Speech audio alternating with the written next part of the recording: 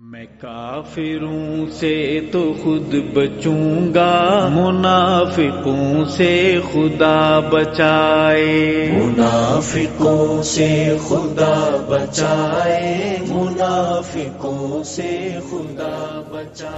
بالله نحمده ونستعينه ونستغفره ونعوذ بالله من شرور أنفسنا ومن سيئات أعمالنا، من يهده الله فلا مضل له ومن يضلل فلا هادي له، ونشهد أن لا إله إلا الله وحده لا شريك له، ونشهد أن سيدنا ومولانا محمدا عبده ورسوله، أما بعد فأعوذ بالله من الشيطان الرجيم، بسم الله الرحمن الرحيم، يا أيها الذين آمنوا قوا أنفسكم وأهليكم نارا، صدق الله مولانا العظيم۔ محترم ساتھیو، عزیز دوستو، اسٹیج پر رونق افروز علماء کرام، پردہ نشین خواتین اور مائیں اور بہنیں، اس جگہ پہلی بار آنا ہوا۔ میں مدرسہ اسلامیہ عربیہ بیت العلوم سرامیر کا ایک چھوٹا سا طالب علم ہوں، بڑوں کے حکم سے بیٹھایا گیا۔ دعا فرمائے اللہ تعالیٰ نفع کی بات کہلوائیں، جو میرے لیے بھی نفع بخش ہو اور آپ حضرات کے لیے نفع بخش ہو۔ بھائیو، انسان کی تخلیق کا جو مقصد ہے وہ اللہ کی معرفت ہے، اللہ کی عبادت ہے، جس کو قرآن کریم میں اللہ تعالیٰ ارشاد فرماتے ہیں وَمَا خَلَقْتُ الْجِنَّ وَالْإِنسَ إِلَّا لِيَعْبُدُونَ۔ اللہ تعالیٰ نے دنیا میں بہت ساری مخلوقات پیدا فرمائی، لیکن اس میں سے صرف جنات اور انسان کو اللہ نے مکلف بنایا عبادات، اور انسانوں کو اللہ نے اشرف المخلوقات بنایا۔ انسان کو اللہ نے اپنی معرفت، اپنی پہچان، اپنی عبادت کے واسطے پیدا فرمایا، اور دنیا کی جتنی بھی مخلوق ہے اللہ نے ان انسانوں کے لیے ان مخلوقات کو مسخر کر دیا۔ زمین ہے، ہم اس پہ پھاوڑا مارتے ہیں، ہم سے جھگڑا نہیں کرتے، ہم سے لڑائی نہیں کرتے، ہم سے مقابلہ نہیں کرتے، ہمارے خلاف کیس اور مقدمہ دائر نہیں کرتے۔ کیوں؟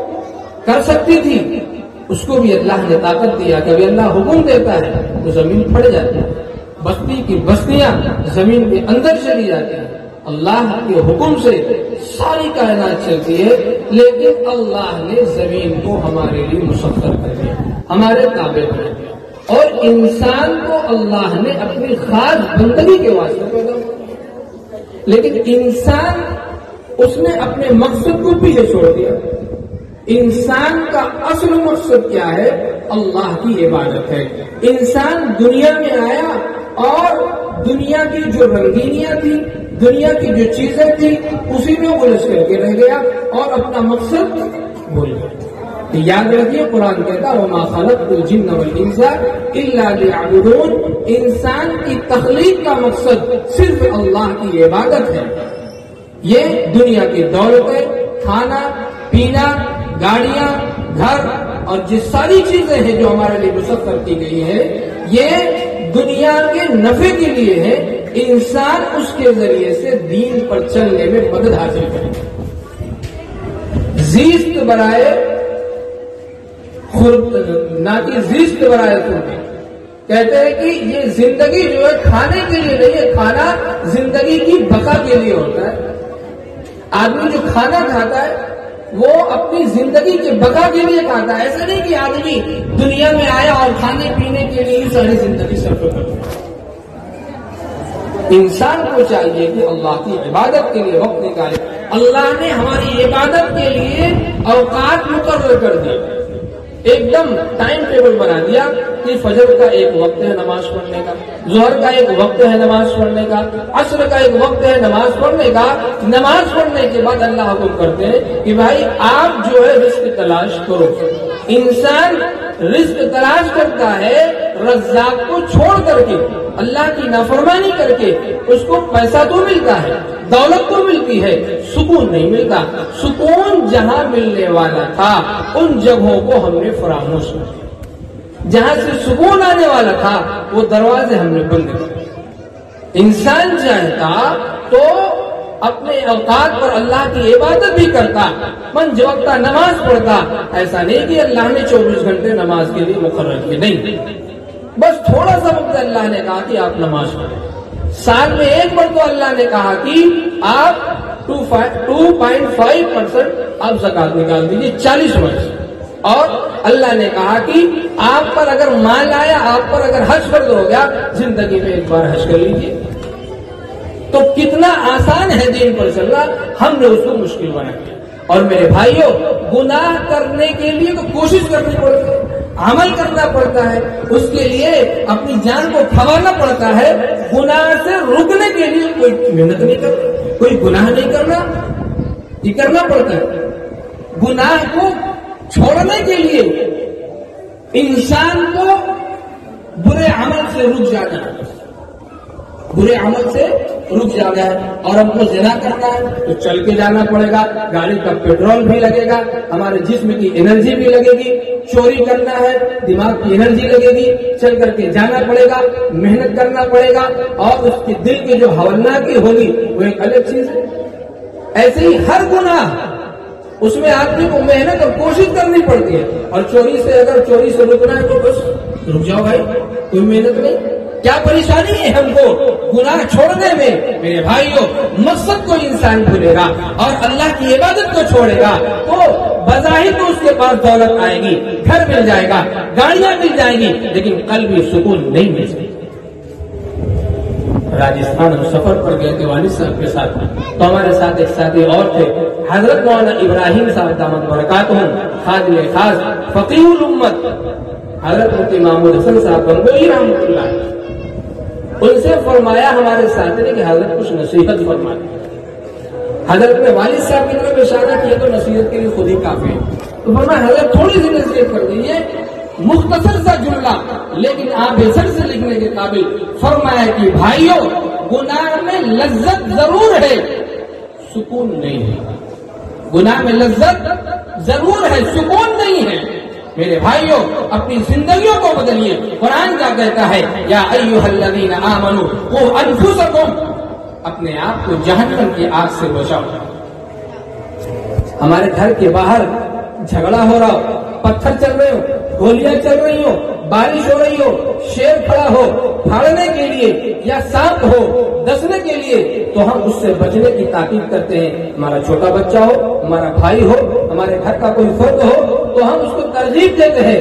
باہر جاؤ گے تو دھوکہ کھاؤ گے، سانپ ڈسے گا، شیر تمہیں پھاڑ ڈالے گا، دشمن تمہیں مار دے گا، تمہیں ایذا پہنچائے گا. لیکن میرے بھائیوں، ممکن ہے کہ تم سانپ سے بھی بچ جاؤ اور شیر کے پھاڑنے سے بھی بچ جاؤ، گولی سے بھی بچ جاؤ اور دشمن کے تم تیر سے بھی بچ جاؤ. لیکن میرے بھائیوں، قرآن جس کو کہتا ہے یا ایھا الذین آمنوا قوا انفسکم واہلیکم نارا، اللہ کی نافرمانیاں کر کے اگر دنیا سے چلے گئے، دنیا سے رخصت ہو گئے اور زندگی یوں ہی گوا دی تو میرے بھائیوں یقیناً قرآن کبھی جھوٹا نہیں ہو سکتا. یہ ایسی ذات کا کلام ہے، یہ ایسا سچا کلام ہے، اس کو جھوٹا نہیں قرار دیا جا سکتا. آج ہم اخبارات، دنیا کے اخبارات پڑھتے ہیں، موبائل میں دیکھتے ہیں، ہوٹلوں پر بیٹھ کر کے ان کی اتنی خبریں سنتے ہیں. یقیناً اس میں تو یہ سمجھتا ہوں 95% خبریں جھوٹی ہیں، لیکن شوق سے اس کو پڑھتے ہیں. اور قرآن جو سچا کلام ہے ہمارے گھر کے طاقوں میں سجایا ہوا ہے، گھر کی الماریوں میں پڑا ہوا ہے. ہم میں سے ہر آدمی اس بات پر غور کرے کہ قرآن کھلے ہوئے کتنا دن ہو گیا. جو ہدایت نامہ تھا، جو راستہ دکھانے والی کتاب تھی، جہاں سے سکون ملنے والا تھا اس کو لپیٹ کر کے ہم نے جزدان میں الماری میں ڈال دیا. چاہے گرد پڑ رہی ہو, چاہے اس کی وجہ سے, اس کو چھوڑنے کی وجہ سے ہمارے گھر میں پریشانی آ رہی ہو, مشکلات آ رہی ہو, لیکن وہ ویسے ہی پڑا ہے. یا تو دادا اور پردادا یا ماں باپ کے انتقال کے وقت کھلتا ہے, یا کسی پریشانی کے وقت کھلتا ہے, یا کسی عامل نے بتایا ہو کہ اگر آپ یہ سورت اور یہ آیت پڑھیں گے گھر سے پریشانی دور ہوگی تب کھلے گا, یا پھر رمضان کا مبارک مہینہ آتا ہے تب کھلتا ہے. کیا قرآن صرف رمضان کے لیے اترا ہے؟ کیا قرآن صرف ایصال ثواب کے لیے اتارا گیا؟ کیا قرآن صرف گھر سے پریشانیوں کو دور کرنے کے لیے اتارا گیا؟ میرے بھائیوں, قرآن سراپا زندگی میں لے کر کے آئیے, اپنی زندگی میں داخل کیجیے. حضرت عائشہ سے کسی نے پوچھا آپ کے خلق کے بارے میں, فرمایا کان خلقہ القرآن.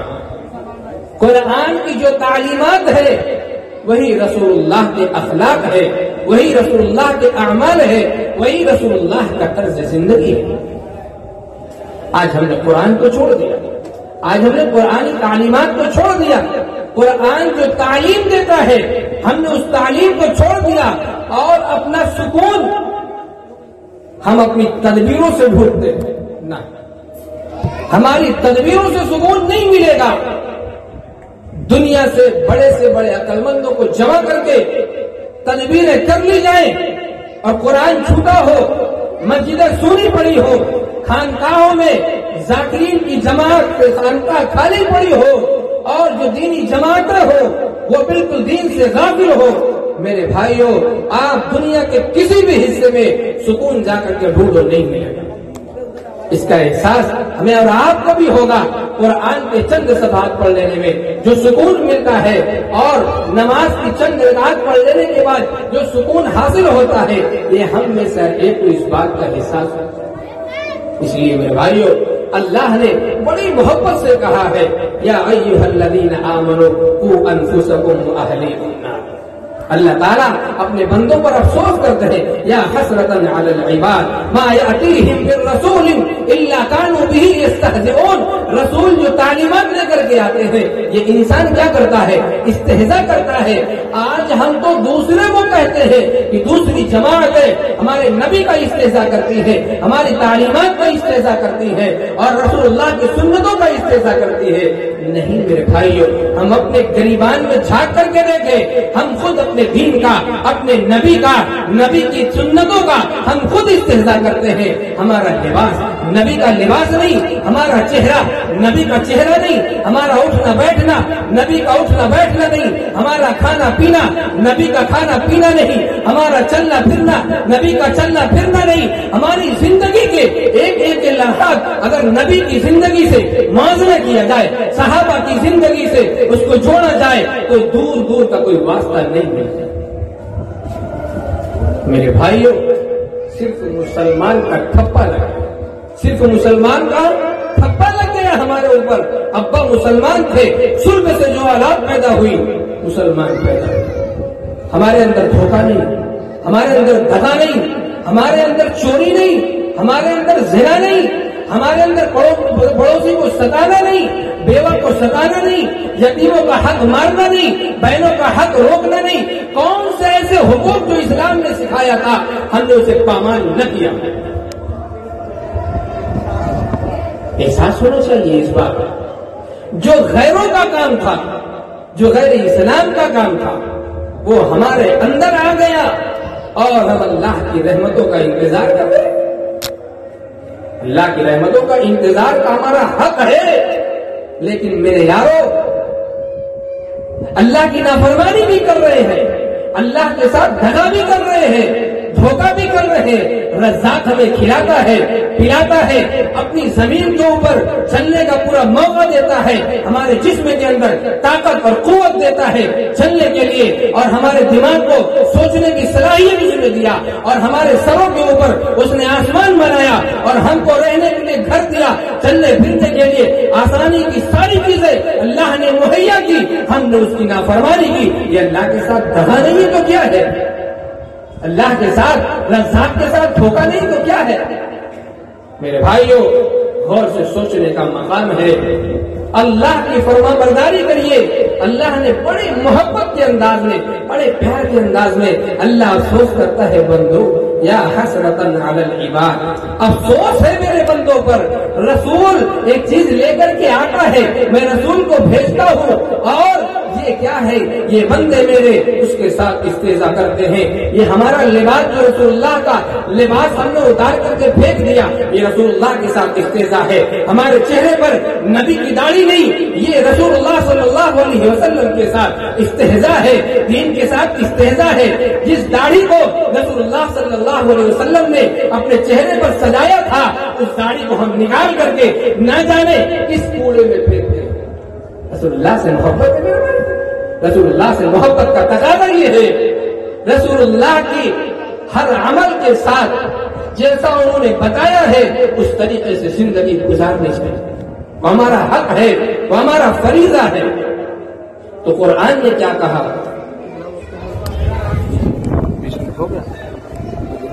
یا ایھا الذین آمنوا قوا انفسکم واہلیکم نارا. اچھا، ہم کو بھی بچنا ہے، اور یہ کہہ کر کے چھٹکارا نہیں ملے گا. ہم تو 5 وقت نماز پڑھتے تھے، بارگاہ رب العزت کی عدالت میں ہمیں پیش کیا جائے گا.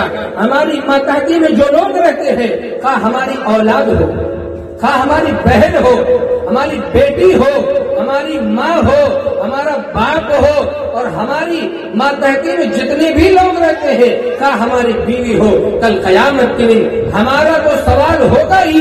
ہماری ماتحتی میں رہنے والے لوگوں کا بھی اللہ رب العزت کی عدالت میں، عدالت عظمیٰ میں ہمیں پیش کیا جائے گا.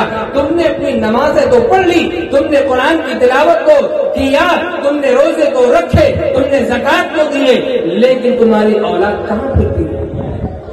تمہاری ماں اور بہنیں اور بیٹیاں بازاروں میں نکل کر کے جسم کو فروخت کیا کرتی تھی، اور اپنے جسم کو بیچا کرتی تھی، اور بازاروں میں نکل کر کے عیاشیاں کرتی تھی. تمہاری اولادیں راتوں میں چھپ کر کے چادر کے اندر کمروں میں چھپ کر کے رات کے اندھیروں میں گناہ کیا کرتی تھی. تم نے کب اس کا خیال کیا؟ تم نے کب اس کو تعلیم سکھایا؟ تم نے کب اس کو اللہ سے جوڑا؟ اس کے بارے میں ہمیں سوال ہوگا.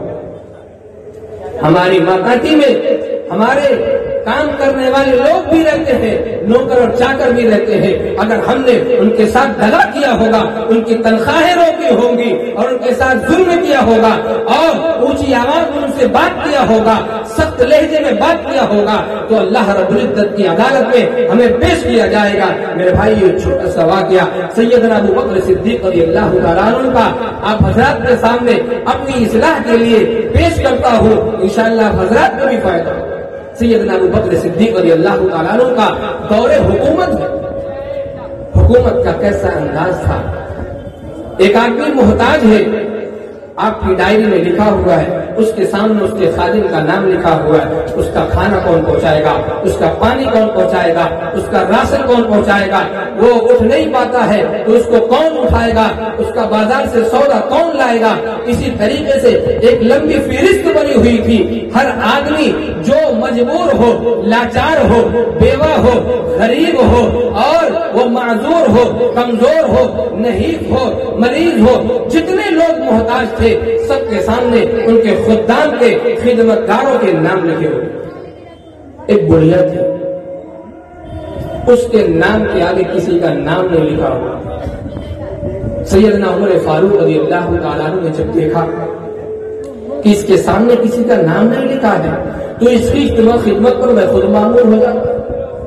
سیدنا ابو بکر صدیق رضی اللہ تعالیٰ عنہ کی یہ ان کی نیکیاں دیکھیے، صحابہ کی یہ نیکیاں کرتے تھے تو راتوں میں چھپ کر کے صرف اللہ کو دکھاتے تھے. مخلوق سے کوئی نفع اس سے ملنے والا نہیں تھا، اس لیے اللہ کے لیے یہ لوگ عبادت کرتے تھے. عبادت اگر ہم نے انسان کو دکھانے کے لیے کیا تو میرے بھائیوں، ایک تو شرک ظاہر ہے اور ایک شرک خفی ہے. اللہ کو علاوہ اگر ہم نے مخلوقات کو دکھانے کے لیے صدقات کیے، خیرات کیے، لوگوں کی مجبوریوں میں کام آئے اور لوگوں کو دکھانے کے لیے، تو ہمارے قلب کے اندر ایک شرک چھپا ہوا. تو عمر فاروق رضی اللہ تعالیٰ عنہ صبح سویرے نکلتے ہیں، اس بڑھیا کی خدمت کے لیے پہنچ جائے اور دروازہ کھٹکھٹایا تو پوچھا کہ کون؟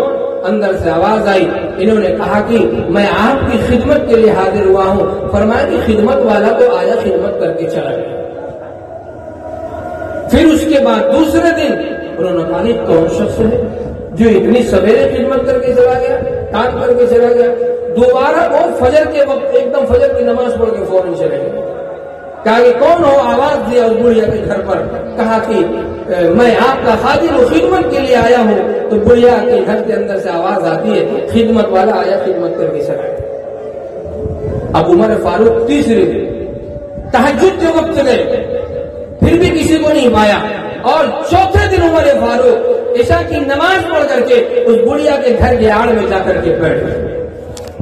اب پوری رات انتظار کرتے رہے کہ کون شخص آتا ہے جو اس بڑھیا کی خدمت کرتا ہے۔ میرے بھائیوں، سیدنا ابو بکر صدیق رضی اللہ تعالی انبیاء کے بعد سب سے اونچا مقام ہے، لیکن کیسی بے نفس ذات ہے کہ رات کے اندھیروں میں اس بڑھیا کے گھر جاتے تھے، اس کا پانی بھرتے تھے، اس کے کھانے پینے کا انتظام کرتے تھے، پورے دن کی جو اس کی ضروریات کی چیزیں ہوتی تھی اس کو مہیا کر کے اس کے پاس رکھ کر کے رات کے اندھیروں میں چلے آتے۔ عمر فاروق نے جب دیکھا تو بڑی حسرت سے کہا ابو بکر صدیق سے کہ خلیفۃ المسلم، آپ رات کے اندھیروں میں آتے ہیں۔ اور ایک اور عجیب بات، سیدنا ابو بکر صدیق رضی اللہ تعالیٰ عنہ کے پاؤں میں چپل نہیں ہوتی تھی اس کو۔